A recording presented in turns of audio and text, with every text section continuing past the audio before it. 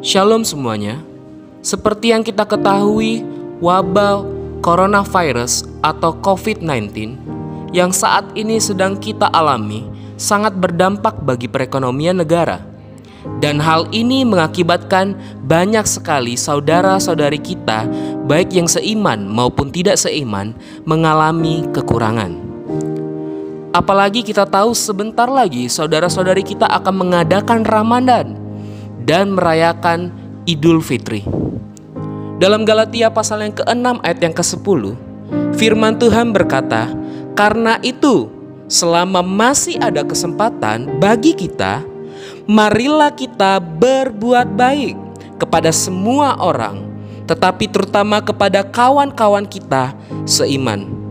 Selama ini My Home Palembang telah bekerja sama dengan YPK dan GKB Sigaisi Palembang telah membagikan APD berupa alat pelindung wajah ke beberapa rumah sakit dan puskesmas, serta membagikan masker kepada masyarakat yang membutuhkan. Maka dari itu My Home Palembang mengajak yayasan-yayasan dan gereja-gereja serta saudara-saudari semuanya untuk ikut berpartisipasi dalam melaksanakan kegiatan berbagi sembako untuk saudara-saudari kita yang kekurangan, seperti pemulung, pengemis, tukang becak, warga TPA, masyarakat yang terkena PHK, dan masih banyak lagi. Kegiatan ini rencananya akan dilaksanakan secara bertahap, mulai dari tanggal 3 Mei 2020 sampai dengan waktu yang belum ditetapkan. Bantuan bisa berupa bahan-bahan pokok makanan, APD, dan lain-lain sebagainya. Bantuan ini dapat dikirimkan ke kantor sekretariat My Home Palembang yang beralamatkan di Jalan Sukabangun 2, Soa Simpur, Sukajaya, Ruko Horizon Estate, nomor BB 1-2, Kecamatan Sukarami, Kota Palembang. Untuk informasi lebih lanjut, dapat menghubungi nomor 08 21 75 75 65 79 atas nama My Home Palembang. Atau saudara-saudari juga bisa memberikan bantuan berupa dana dengan mentransfer ke nomor rekening BCA dengan nomor 11505146688 atas nama Reli Simanjuntak. Dan tolong berikan kode angka 7 pada nominal uang yang ditransfer, misalnya 100.007 rupiah. Bantuan dan dana yang terkumpul 100% akan diberikan kepada orang-orang yang membutuhkan. Semua kegiatan ini akan didokumentasikan sebagai bukti, dan dana yang masuk akan diumumkan melalui Instagram My Home Palembang. Kalau bukan sekarang, kapan lagi? Kalau bukan kita, siapa lagi? Terima kasih, Tuhan Yesus memberkati. Selamat hari Minggu dan selamat beribadah.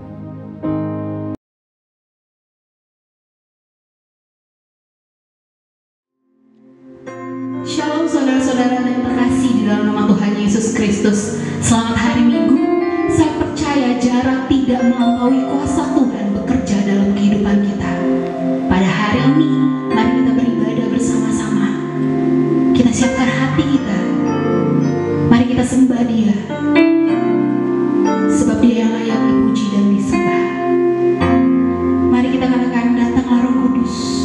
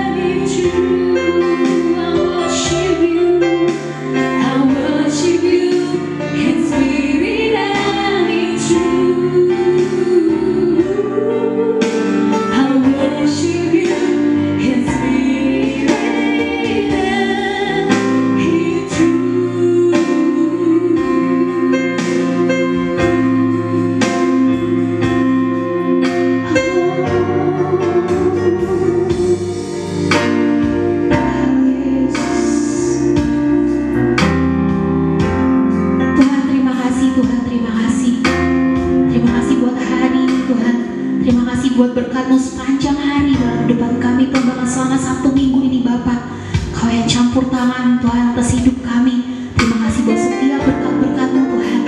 Saat ini Tuhan, kami mau memulai ibadah kami Tuhan. Campur tangan Bapa buat ibadah kami dari awal, pertengahan hingga akhirnya Tuhan. Kami serahkan semua dalam tangan-Mu Tuhan. Biar segala pujian, hormat, kemuliaan yang untuk Engkau Bapa. Sebab Engkau yang layak dipuji, disembah dan dipermuliakan Tuhan. Terima kasih Tuhan, terima kasih Yesus. Di dalam nama Tuhan Yesus Kristus, yang percaya katakan amin. Haleluya. Berikan sorak-sorai pujian kemuliaan yang Tuhan Yesus Kristus. Sebab Dia Allah yang layak dipuji, layak disembah, karena Dia Allah yang baik. Mari kita sama-sama puji Dia, kita sembah Dia, kita katakan Allah itu baik.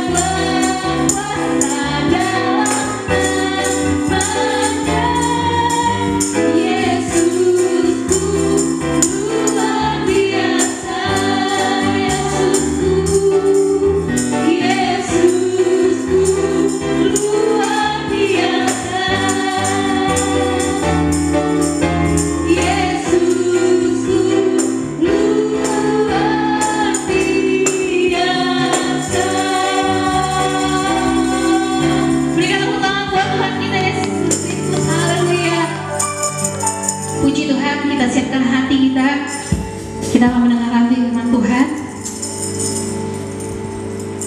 Mari sama-sama kita nyanyikan lagu Dalam Anugerah-Mu.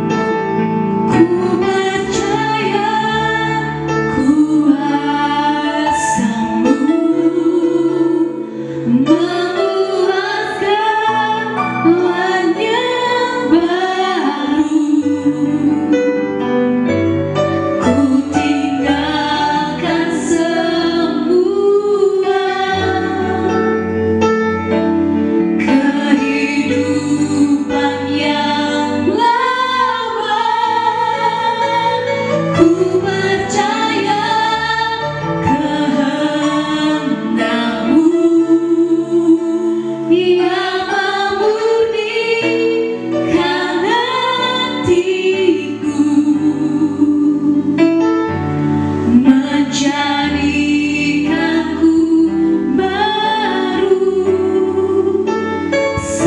sesuai dengan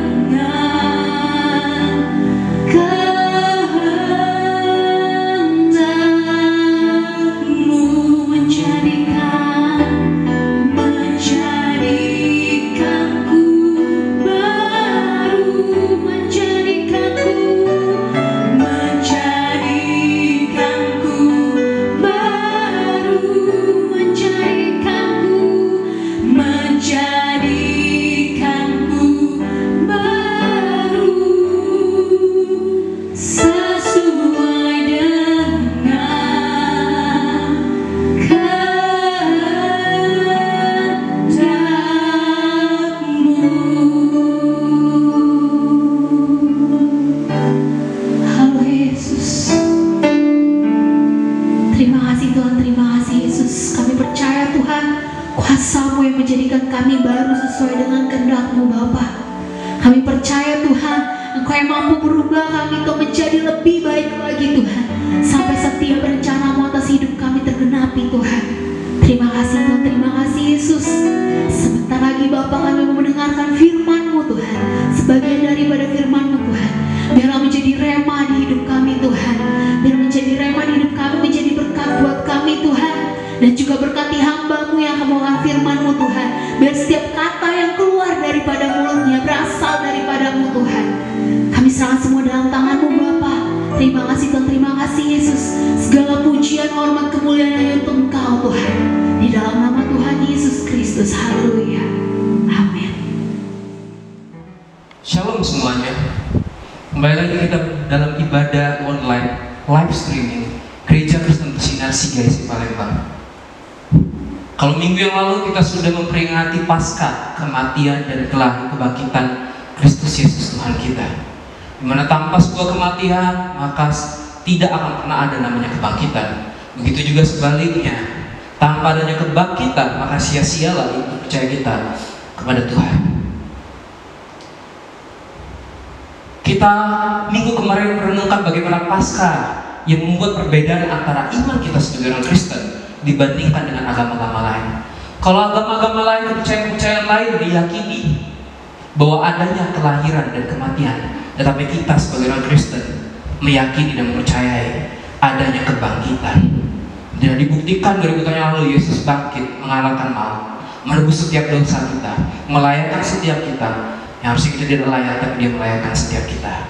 Hari ini kita akan berbicara di dalam minggu yang ketiga ini, di bulan April, kita akan berbicara mengenai panggilan Tuhan di balik penderitaan atau persoalan.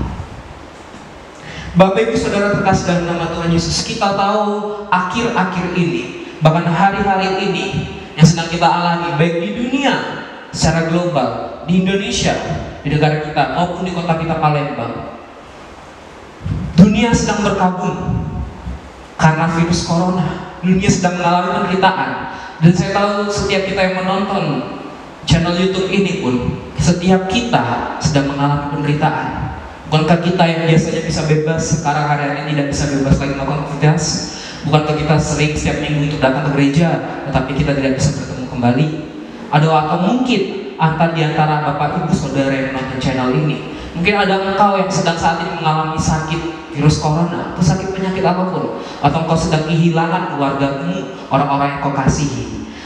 Tapi firman Tuhan berkata hari ini bahwa ada 5 panggilan Tuhan di balik setiap penderitaan dan persoalan yang sedang terjadi di saat ini. Kita harus melihat bahwa segala sesuatunya ada maksud dan rencana Tuhan. Kita buka Alkitab dalam 1 Tesalonika pasal yang ke-5 ayatnya ke-9 sampai dengan yang 10. Firman Tuhan mengatakan, karena Allah tidak menetapkan kita untuk ditimpa murka, tetapi untuk beroleh keselamatan oleh Yesus Kristus Tuhan kita, yang sudah mati untuk kita, supaya entah kita berjaga-jaga, entah kita tidur, kita hidup bersama-sama dengan Dia. Firman Tuhan ini mengingatkan saya dan saudara sebagai orang-orang percaya bahwa kita sebagai orang percaya, orang yang dipanggil oleh Tuhan, itu tidak akan pernah ketimpa murkanya Tuhan. Saya mau katakan bahwa penderitaan yang kita alami saat ini bukan karena Tuhan murka kepada kita sebagai orang percaya. Tapi kalau bagi kita bukan orang percaya, ya mungkin benar Tuhan murka terhadap kita. Tapi setiap kita orang percaya tidak akan pernah dimurkai oleh Tuhan. Satu ayat lagi yang harus kita perhatikan dalam Roma pasal ke-8 ayat ke-28. Kita buka Alkitab kita.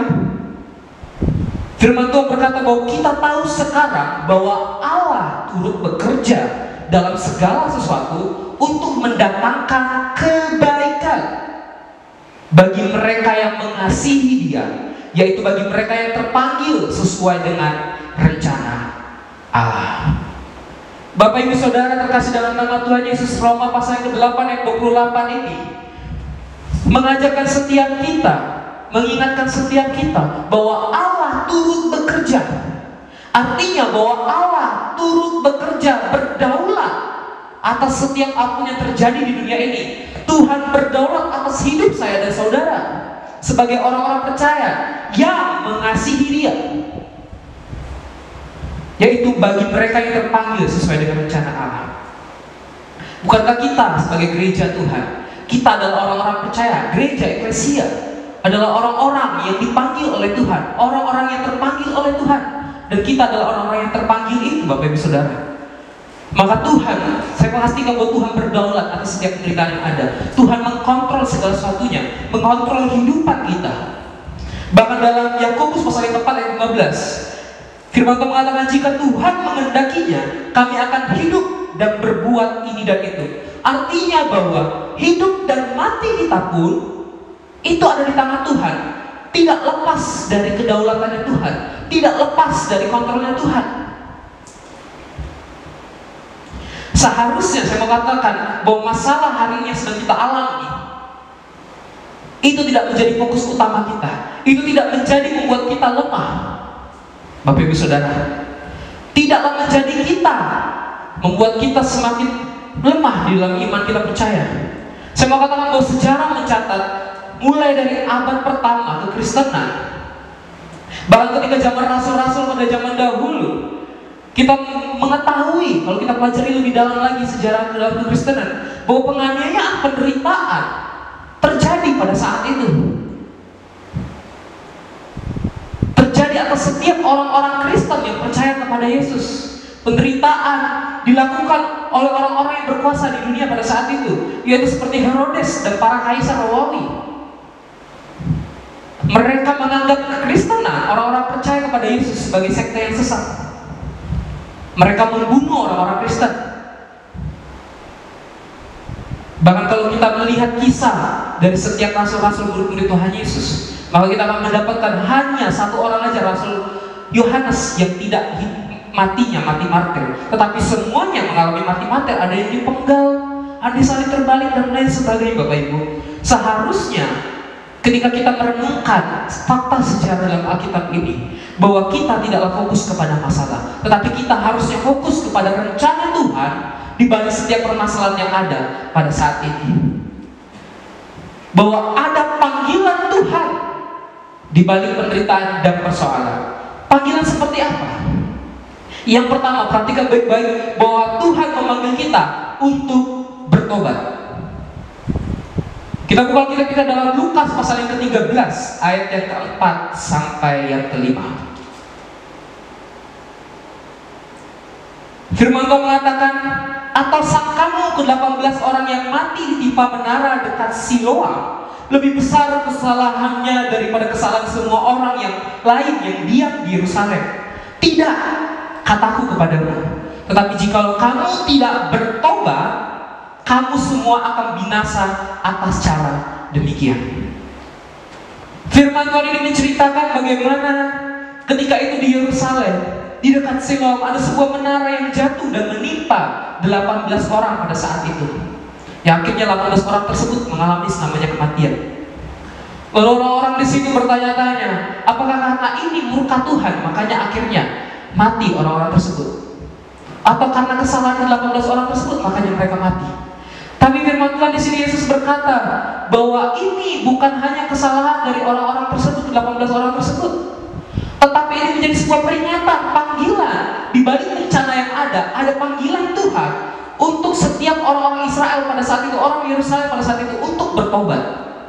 Dan firman Tuhan ini pun berlaku sampai saat ini Bapak Ibu, bahwa penderitaan yang kita alami saat ini itu merupakan panggilan Tuhan untuk setiap kita bertobat. Bertobat dalam bahasa Yunani-nya Bapak Ibu menggunakan kata metanoia. Metanoia memiliki arti bahwa perubahan pola pikir. Kenapa perubahan pola pikir Bapak Ibu? Ketika kita merenungkan, perubahan pola pikir akan mempengaruhi perubahan hati kita, tingkah laku kita, gaya hidup kita, perbuatan kita. Ketika pola pikir kita sudah diubahkan, maka tingkah laku, gaya hidup kita sudah pasti berubah. Tuhan menginginkan setiap kita tidak hanya mengalami pertobatan secara palsu, karena ada masalah baru kita bertobat. Tidak demikian, tapi kita harus mengarahkan hati kita, pikiran kita hanya kepada Kristus Yesus Tuhan. Dalam Roma 1 ayat yang ke-22 sampai 23, nanti Bapak Ibu bisa baca di rumah masing-masing. Di situ firman Tuhan mengingatkan setiap kita bahwa bukankah kecenderungan hati kita lebih menginginkan hiburan, uang, kesenangan-kesenangan pribadi, keluarga, ataupun teman dibandingkan keinginan kita untuk memiliki Tuhan. Bukankah seringkali harta keluarga kita membuat kita melupakan Tuhan? Bukankah setiap kita umat manusia sering memiliki kecenderungan untuk menyukai ciptaan-ciptaannya dibandingkan Sang Pencipta itu sendiri? Bukankah kita seringkali lebih suka kepada berkatnya dibandingkan Sang Pemberi berkat itu sendiri? Firman Tuhan hari ini mengajarkan setiap kita untuk kita mengubah pola pikir kita. Kita harus menjadikan Yesus sebagai satu-satunya Tuhan yang paling berharga, yang paling kita inginkan di dalam kehidupan kita sebagai orang percaya. Kita harus bertobat sama seperti Paulus. Dalam Filipi pasal yang ketiga, ayat yang ke-8, saya akan membacakannya. Malahan segala sesuatu kuanggap rugi karena pengenalan akan Kristus Yesus Tuhanku lebih mulia daripada semuanya. Oleh karena dialah aku telah melepaskan semuanya itu dan menganggapnya sampah supaya aku memperoleh Kristus. Firman Tuhan ini mengingatkan setiap kita, seharusnya kita bertobat sama seperti Paulus. Paulus yang dulunya seorang pembunuh, ia bertobat. Salah satu orang yang sangat dihormati oleh kekaisaran Romawi, tapi dia menganggap segala sesuatunya, harta, jabatan, segala sesuatu yang dianggap dia dulu merupakan keuntungan bagi dia, dia anggap hari ketika dia bertobat, dia anggap segala sesuatunya itu menjadi rugi. Dan yang dia anggap keuntungan adalah mengenal Kristus sebagai Tuhan dan Juru Selamatnya. Kita pun hari ini saya mau berkata bahwa kita harus bertobat sama seperti Paulus. Kita harus menganggap segala sesuatu apa yang di belakang kita, harta kita, apa yang kita miliki saat ini, keluarga kita, itu semuanya kita harus anggap tidak ada artinya dibandingkan pengenalan kita akan Kristus Yesus.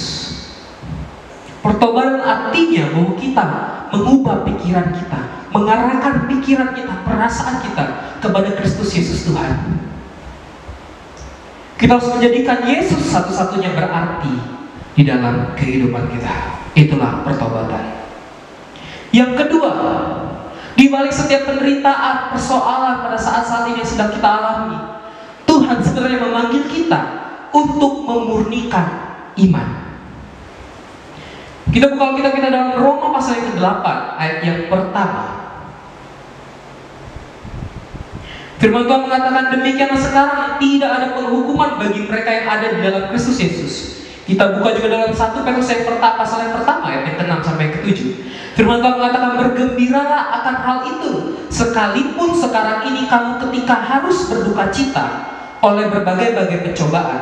Maksud semuanya itu ialah untuk membuktikan kemurnian imanmu. Perhatikan baik-baik, maksud semuanya itu untuk membuktikan kemurnian imanmu yang jauh lebih tinggi nilainya daripada emas yang fana, yang diuji kemurniannya dengan api, sehingga kamu memperoleh pujian-pujian, kemuliaan, dan kehormatan pada hari Yesus Kristus menyatakan dirinya. Di balik setiap persoalan penderitaan hari-hari ini, Tuhan ingin memanggil setiap kita untuk memurnikan iman kita, Bapak Ibu Saudara. Saya mau katakan bahwa masalah penderitaan yang kita alami saat-saat ini Itu tidak akan pernah menjadikan sebuah penghukuman bagi kita. Itu bukan berarti penghukuman bagi setiap kita orang percaya, melainkan itu Tuhan pakai untuk memanggil kita, memurnikan iman kita. Saya mau katakan bahwa penderitaan, permasalahan tidak akan pernah menghancurkan iman saudara dan saya. Tetapi penderitaan dan permasalahan itu justru memurnikan iman saya dan saudara. Di balik penderitaan dan permasalahan menunjukkan seberapa berkualitasnya iman percaya kita kepada Tuhan.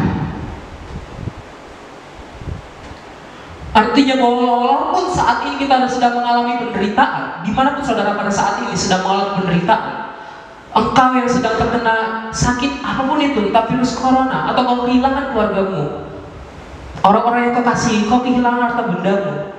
Apalagi kita tahu bahwa menurut survei yang ada bahwa penderitaan ini akan terus berlanjut sampai tahun 2021. Kemungkinan besar Bapak Ibu.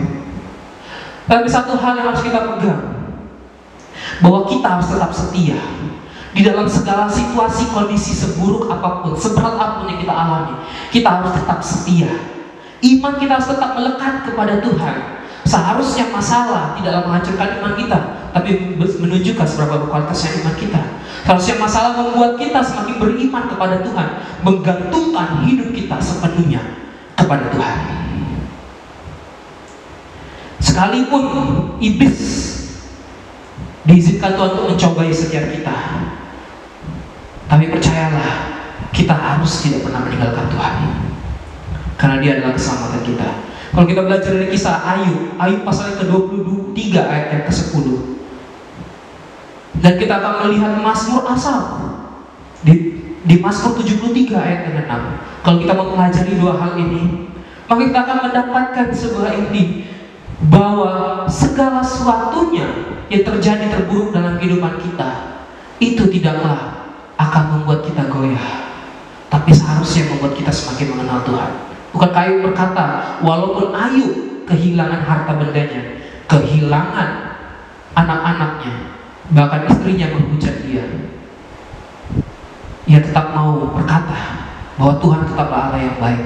Dia tetap berkata bahwa segala sesuatunya, dulunya aku mengenal Tuhan hanya lewat orang saja, tetapi sekarang aku mengenal Dia secara langsung. Artinya bahwa iman Ayub semakin bertambah di dalam Tuhan. Kita pun harus seperti Mazmur Asaf, berkata bahwa sekalipun dagingku dan hatiku habis lenyap, tetapi gunung batuku tetaplah Allah selama-lamanya. Ini harusnya menjadi iman percaya kita kepada Tuhan. Yang ketiga, di balik setiap permasalahan, penderitaan saat ini, Tuhan ingin memanggil kita untuk menjadi berkat. Kita buka Alkitab kita di dalam Matius pasal yang ke-5 ayat yang ke-10 sampai ayat yang ke-16.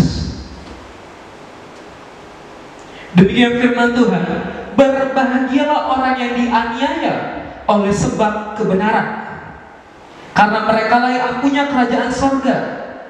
Berbahagialah kamu jika karena kamu dicela dan dianiaya, dan kepadamu difitnahkan segala yang jahat. Bersukacitalah dan bergembiralah, karena upahmu besar di sorga, sebab demikian juga telah dianiaya nabi-nabi yang sebelum kamu. Ayat yang ke-13, kamu adalah garam dunia. Jika garam itu menjadi tawar, dengan apakah ia diasinkan? Tidak ada lagi gunanya selain dibuang dan diinjak orang. Kamu adalah terang dunia, kota yang terletak di atas gunung, tidak mungkin tersembunyi. Lagi pula orang tidak menyalakan pelita lalu meletakkannya di bawah bantal, melainkan di atas kaki dia, sehingga menerangi semua orang di dalam rumah itu. Demikianlah hendaknya terangmu bercahaya di depan orang, supaya mereka melihat perbuatanmu yang baik dan memuliakan Bapamu yang di surga. Melalui firman Tuhan ini harusnya kita semakin menyadari bahwa identitas kita sebagai orang percaya, bahwa kita adalah garam dan terang dunia. Firman Tuhan berkata bahwa you are the salt of the earth. Artinya bahwa kita adalah garam dunia. Kita harus mengenali, bukan kita harus menjadi garam dan terang, tetapi kita adalah garam dan terang, Bapak Ibu Saudara. Firman Tuhan ini diberitakan bukan kita pada situasi kondisi yang normal. Tetapi saya mau katakan, saya ulangi lagi di ayat ke-10, perhatikan baik-baik, berbahagialah orang yang dianiaya. Artinya firman Tuhan ini diberitakan pada kondisi lagi ada penganiayaan pada saat ini, Bapak Ibu. Tapi Tuhan tetap menginginkan kita, walaupun kita dalam penganiayaan, dalam penderitaan sesulit apapun, kita harus tetap mengeluarkan identitas kita, yaitu garam dan terang. Seringkali orang salah, orang-orang percaya salah, Bapak Ibu. Seringkali kita merasa bahwa kita menjadi garam dan terang ketika dalam kondisi-kondisi yang normal saja. Kalau hanya dalam kondisi-kondisi yang normal, keadaan yang baik-baik dalam kehidupan kita, keadaan dunia yang baik, kita baru mau menghidupkan identitas kita menjadi garam dan terang. Apa bedanya kita dengan orang-orang yang tidak percaya? Mungkin orang-orang di luar sana pun bisa melakukan hal yang demikian. Tetapi kita harus berbeda dengan dunia ini. Makanya firman Tuhan mengatakan bahwa kita harus berubah, berbeda dengan dunia ini. Tidak boleh sama dengan dunia ini. Artinya bahwa di saat penderitaan seperti ini, kita saat ini sedang dibutuhkan untuk menjadi saluran berkatnya, untuk menjadi saluran berkat perpanjangan tangan Tuhan. Garam akan lebih berfungsi ketika ada di dalam penderitaan atau penganiayaan, dan terang akan terlihat berkilau-kilauan ketika ada di dalam penderitaan atau dalam penganiayaan. Mari setiap kita harus meresponi panggilan Tuhan ini. Kita tidak lagi menjadi self-centris, tidak berfokus kepada diri kita, tetapi mari kita berfokus kepada banyak orang yang membutuhkan uluran tangan Tuhan pada saat-saat seperti ini. Mari kita menjadi berkat Tuhan dimanapun kita berada pada saat ini. Sekecil apapun yang kau berikan, apapun yang kau lakukan, itu segala sesuatunya memuliakan nama Tuhan. Mari stop. Saya melihat akhir-akhir ini ada banyak perdebatan mengenai doktrin gereja. Pendeta saling sindir satu sama lain. Tetapi mari hari ini saya mengajak setiap kita, mari kita lakukan menjadi berkat. Karena itulah panggilan Tuhan atas setiap kehidupan kita. Menjadi garam dan terang dimanapun kita berada. Yang keempat, Tuhan memanggil kita untuk melaksanakan amanat agung. Firman Tuhan berkata dalam Kisah Para Rasul yang ke-8, ayat yang pertama sampai ayat ke-4. Demikian firman Tuhan, Saulus juga setuju bahwa Stefanus mati dibunuh. Di situ ada penganiayaan terhadap jemaat di Yerusalem. Dan yang 1b, pada waktu itu mulailah penganiayaan yang hebat terhadap jemaat di Yerusalem. Mereka semua kecuali rasul-rasul tersebar ke seluruh daerah Yudea dan Samaria. Orang-orang Salem menguburkan mayat Stefanus serta meratapinya dengan sangat. Tetapi Saulus berusaha membinasakan jemaat itu, dan ia memasuki rumah demi rumah dan menyeret laki-laki dan perempuan keluar dan menyerahkan mereka untuk dimasukkan ke dalam penjara. Mereka yang tersebar itu menjelajah seluruh negeri itu sambil memberitakan Injil. Bapak Ibu Saudara, ketika kita merenungkan firman Tuhan dalam Kisah Para Rasul pasal yang ke-8 yang pertama sampai ke-4, kita akan mendapatkan bahwa dari zaman dahulu, di zaman Alkitab, fakta sejarah menyatakan bahwa ketika di dalam penganiayaan, maka Injil makin tersebar. Ketika di dalam penganiayaan, penderitaan, justru disitulah momen-momen di mana Injil makin tersebar sampai ke seluruh dunia. Bukankah seperti yang saya bilang tadi bahwa di zaman rasul-rasul dahulu mereka disiksa, mereka dianggap sekte sesat, orang-orang percaya pada saat itu dibunuh, mereka dibakar hidup-hidup, mereka dikucilkan. Tetapi apa yang mereka lakukan? Apakah mereka lalu meninggalkan Tuhan? Tidak. Justru mereka semakin memberitakan Injil. Justru mereka semakin memuji Tuhan di kondisi-kondisi seperti itu. Di manakah kita hari-hari ini? Apakah kita justru malah meninggalkan Tuhan? Atau iman kita semakin melemah? Atau kita khawatir akan kehidupan kita? Harusnya di momen-momen seperti ini, Bapak Ibu Saudara, kita memproklamirkan bagaimana kebangkitan Kristus yang sudah menebus setiap saya dan saudara kepada orang-orang yang belum mengenal Tuhan. Ada begitu banyak jiwa-jiwa yang terhilang saat ini, Bapak Ibu. Suku-suku yang terabaikan, Seharusnya momen-momen seperti ini menjadi membuat kita semakin militan di hadapan Tuhan. Mungkin saudara akan berkata, tapi kan ada social distancing, ada pembatasan secara berskala. Saya mau katakan bahwa hari-hari ini semakin canggih. Kita bisa menjadi berkat bagi orang lain, bahkan memberitakan Injil melalui apa? Melalui sosial media kita, melalui tindakan nyata kita. Mungkin kita berbagi kepada orang-orang yang belum mengenal Tuhan, sebagai wujud kita mengasihi Tuhan, sebagai wujud Tuhan sudah mengasihi kita, dan kita memperkenalkan Tuhan dengan kasih kita kepada sesama. Atau melalui teleponmu, engkau hubungi orang-orang terdekatmu hari-hari ini yang kau kenal yang sedang menderita, atau orang-orang yang belum mengenal Tuhan. Kau telepon, kau berikan semangat, kau berikan penghiburan, kau perkenalkan Kristus kepada mereka. Sebagai bentuk kita untuk melaksanakan panggilan Tuhan, yaitu melaksanakan amanat agung. Poin yang kelima, panggilan Tuhan di balik penderitaan atau persoalan.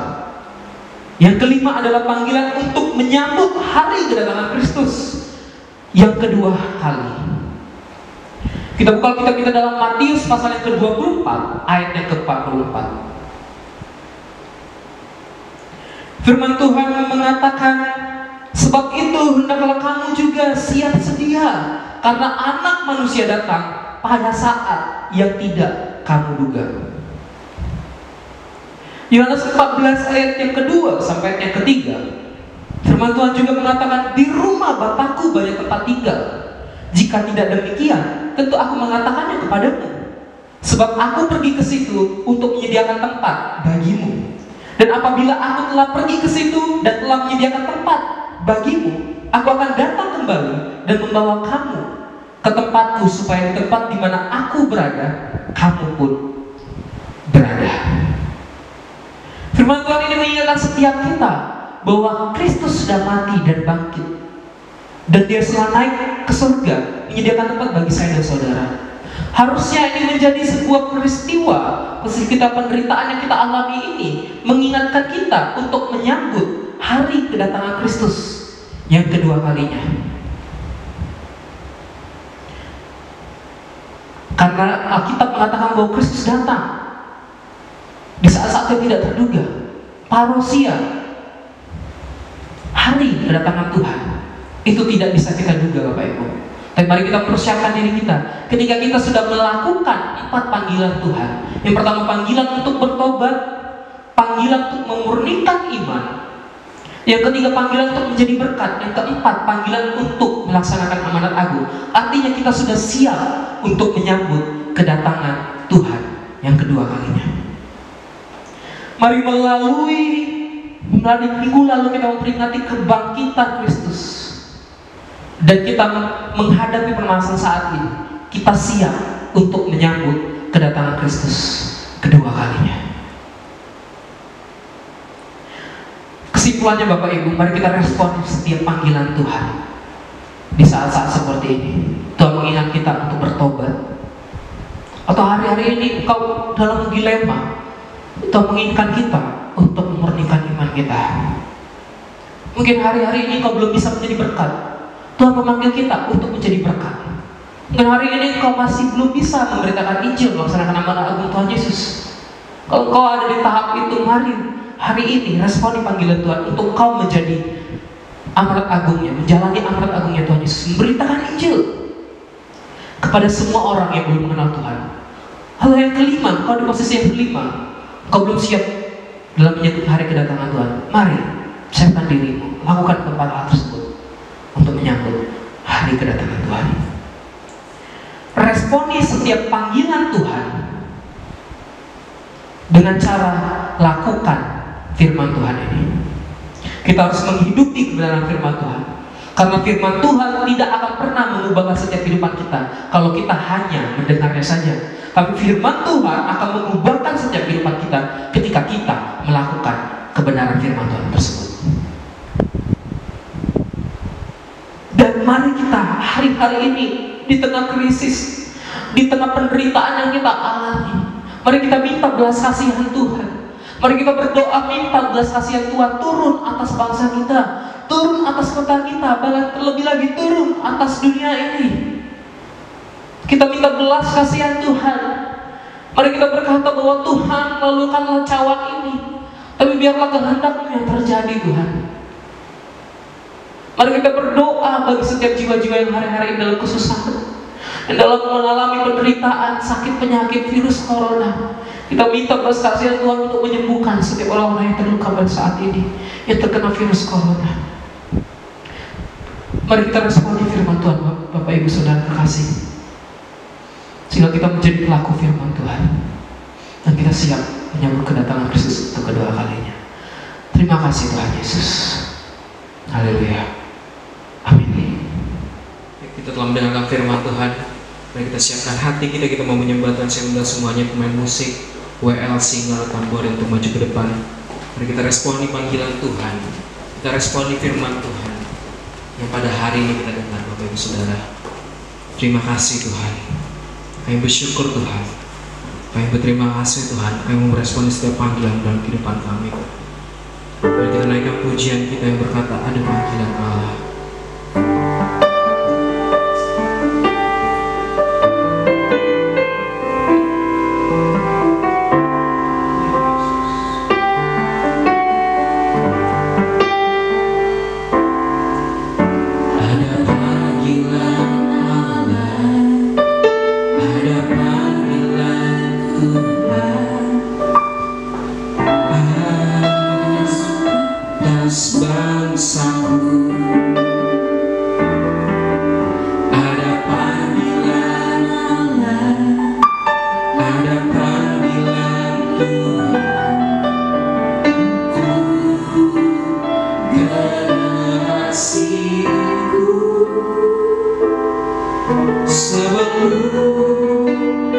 Yesus datang,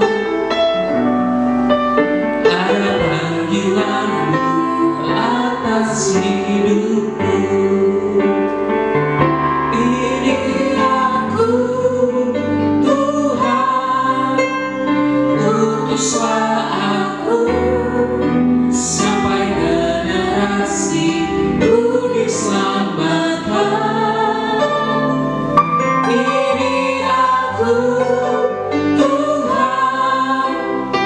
Utuslah aku sampai generasiku diselamatkan. Mari dengan sungguh-sungguh lagi kita katakan, ada panggilan Allah. Ada panggilan Allah. Ada panggilan Tuhan atas bangsaku. Mari katakan, ada panggilan Allah. Ada panggilan Allah. Ada panggilan Tuhan untuk generasiku. Sebelum Yesus datang, ada panggilan-Mu atas hidupku. Bersama-sama katakan, ini aku, Tuhan, utuslah aku sampai generasiku diselamatkan. Ini aku, Tuhan, utuslah aku sampai generasiku diselamatkan. Kita katakan, ini aku, Tuhan, utuslah aku. Ini kerinduan kami Tuhan. Setiap kami Tuhan, dimana Tuhan berada pada saat ini Tuhan. Ini aku, Tuhan, utuslah aku sampai generasiku diselamatkan. Mari sekali lagi yang pertama bersama katakan, ini aku, Tuhan, utuslah aku sampai generasiku diselamatkan. Ini aku, Tuhan,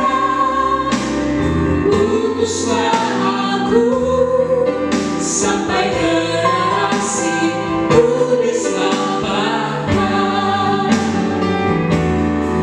sampai generasi, kuduslah Bapa. Terus lagi katakan sampai generasi, sampai generasi, kuduslah Bapa. Mari kami berikan salah-salah paling mulia bagi nama Tuhan. Syukur Tuhan. Terima kasih Tuhan. Hal yang ada dalam setiap kehidupan kami Tuhan. Kau meresponi setiap kebenaran firman-Mu Tuhan pada pagi hari ini Tuhan. Kau mau menjadi pelaku kebenaran firman-Mu Tuhan. Kami mau menuruti panggilan-Mu Tuhan. Kami tahu Tuhan panggilan-Mu ada ke setiap kehidupan kami Tuhan. Jadikan kami sesuai dengan kehendak-Mu Tuhan. Bukan kehendak kami atau ajari kami untuk tidak fokus kepada masalah yang ada pada saat ini yang kami alami Tuhan. Tapi kami mau fokus kepada Engkau Tuhan. Kami mau fokus kepada panggilan-Mu Tuhan. Rencana-Mu yang ajaib Tuhan. Rencana-Mu yang mulia Tuhan. Di atas setiap permasalahan yang ada dan saat ini kami gumulin Tuhan. Kami percaya Tuhan firman-Mu akan mengubahkan setiap kehidupan kami Tuhan. Ajari setiap kami untuk menjadi pelaku kebenaran firman-Mu Tuhan. Sehingga firman-Mu tidak sampai di telanjang kami saja Tuhan, tapi kami mau menjadi praktekkan firman-Mu Tuhan dalam setiap kehidupan kami Tuhan. Hingga firman-Mu mengubahkan setiap kehidupan kami Bapa. Pakai kami Tuhan, utus kami Tuhan, sehingga kami meresponi panggilan-Mu Tuhan pada pagi hari ini Bapa. Demi nama Yesus Tuhan, kami bersyukur Tuhan, kami berterima kasih Bapa. Haleluya. Amin. Kita akan masuk di dalam doa syafaat kita. Mari kita siapkan hati kita. Mari kita siapkan hidup kita. Mari kita akan sama-sama. Kita akan berdoa bagi bangsa kita. Kita akan berdoa bagi kota kita. Kita akan berdoa bagi setiap pribadi-pribadi yang ada pada saat ini. Karena di kondisi saat ini banyak jiwa-jiwa yang membutuhkan Tuhan. Banyak jiwa-jiwa yang terhilang di saat-saat seperti ini, yang membutuhkan uluran kasih Tuhan. Mari kita berdoa. Mari kita naikkan suara kita kepada Tuhan. Sebelumnya kita angkat pujian yang berkata, syukur untuk setiap rencana-Mu Tuhan. Kami bersyukur Bapa. Terima kasih Tuhan. Syukur untuk setiap rencana-Mu dan rencana-Mu yang mulia. Dalam satu tubuh kami bersatu menjadi duta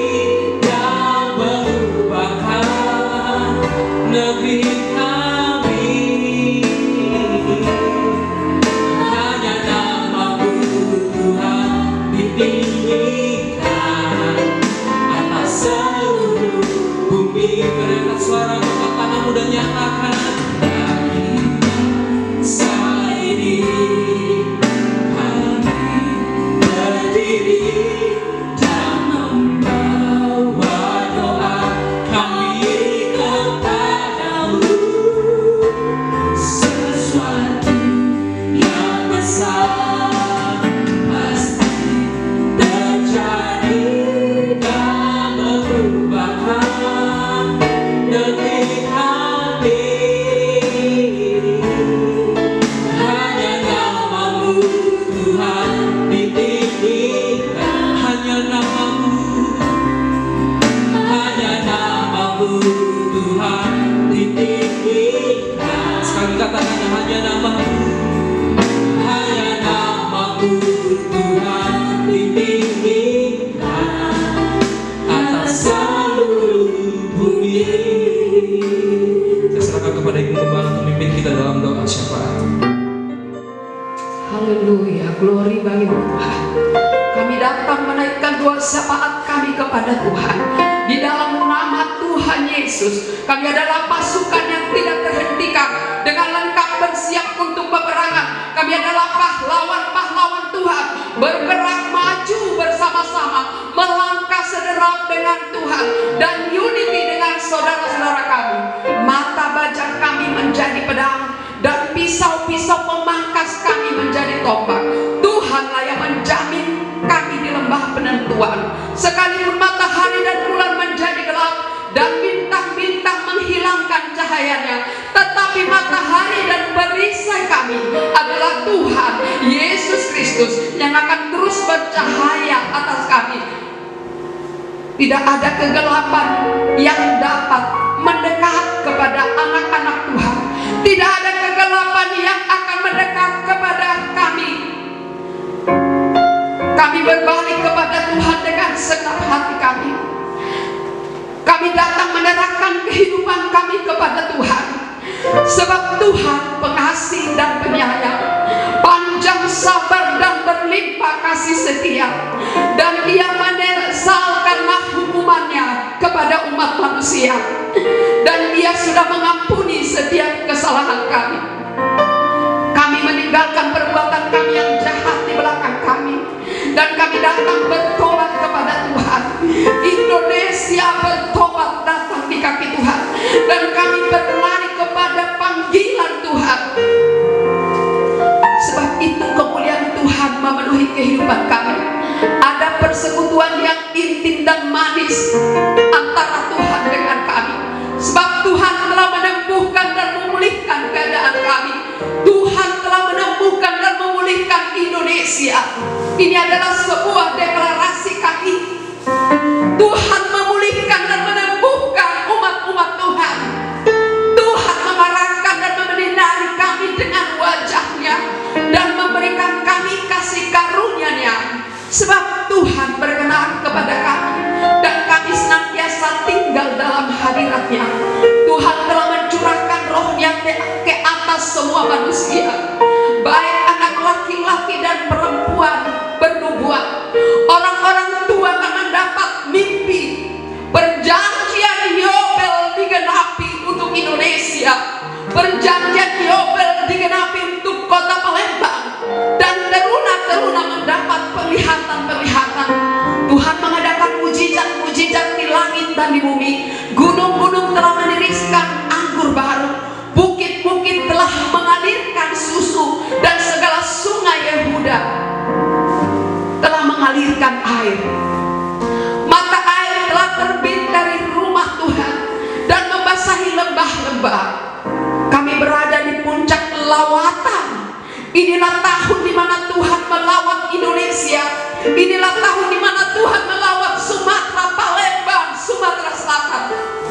Inilah tahun di mana Tuhan melawat umat-umat-Nya dengan cinta dan kemurnian yang dari Tuhan. Sebab Allah yang El Shaddai yang menyediakan, Allah yang El Shaddai yang membesarkan dan memberi pertumbuhan dan keintiman kepada kami anak-anak-Nya. Tuhan mengaum dari Sion, membangkitkan pasukan yang ada di puncak setiap gunung. Dari Yerusalem yang memperdengarkan suara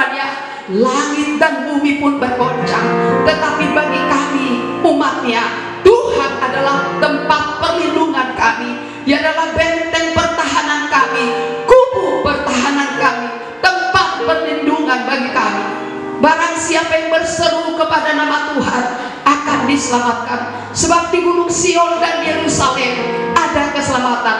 Dan setiap orang yang dipanggil Tuhan dilepaskan dan diluputkan dari kesukaran besar. Sesungguhnya Tuhan telah mengirim kepada kami gandum, air, dan minyak, sehingga umat-umat Tuhan tidak akan pernah kekurangan, sehingga kami menjadi kenyang memakannya.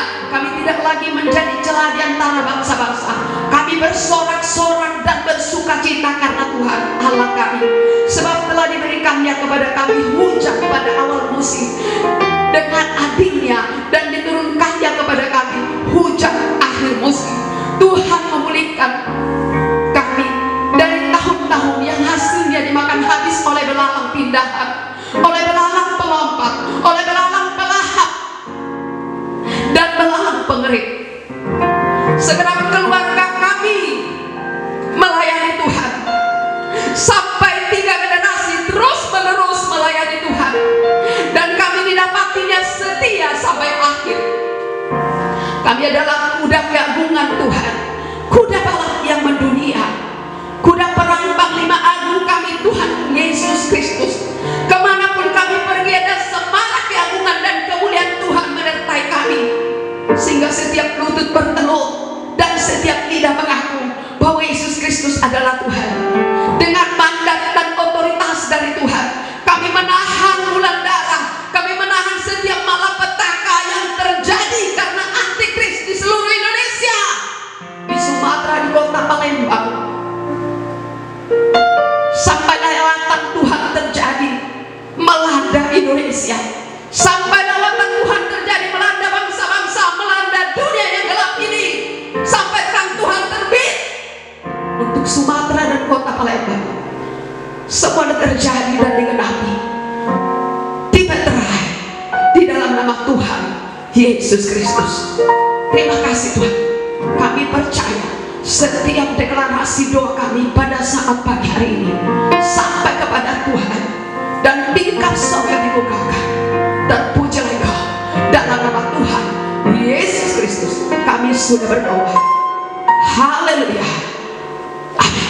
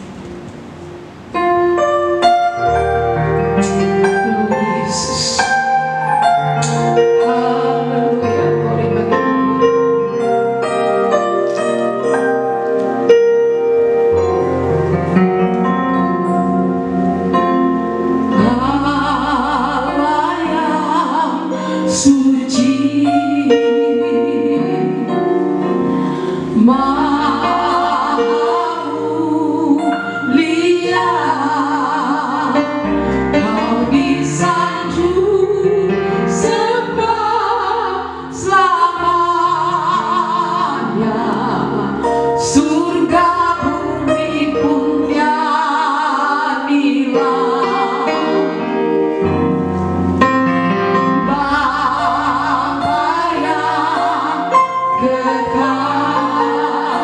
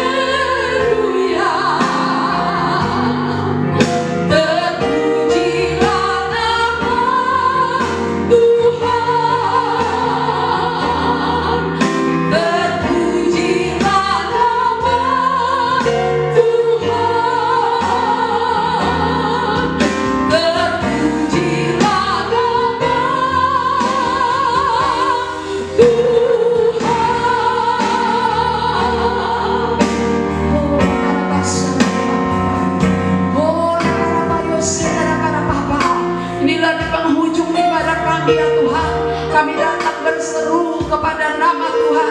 Dan kami percaya setiap yang mengikuti ibadah ini sudah diberkati oleh Tuhan.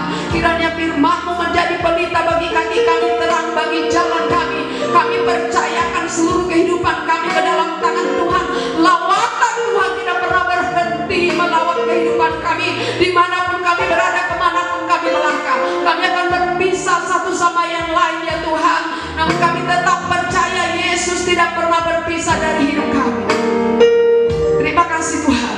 Biar lawatan-Mu di siang dan malam hari tetap kami dapat merasakan. Ada tiang api di malam hari dan tiang awan di siang hari.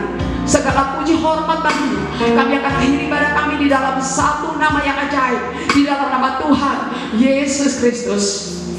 Saudara kekasih dalam Kristus, arahkan tanganmu kepada Tuhan. Terimalah anugerah dari Allah Bapa, kasih sayang dari Tuhan kita Yesus Kristus, serta persekutuan Allah Roh Kudus yang akan terus menyertai kita, menopang, menghibur kita, memberikan kita kemenangan hari ini, besok, sampai selama-lamanya. Sama-sama katakan amin. Puji Tuhan. Tuhan Yesus memberkati. Sampai bertemu di ibadah selanjutnya. Tepuk tangan yang mana buat Allah kita, come on.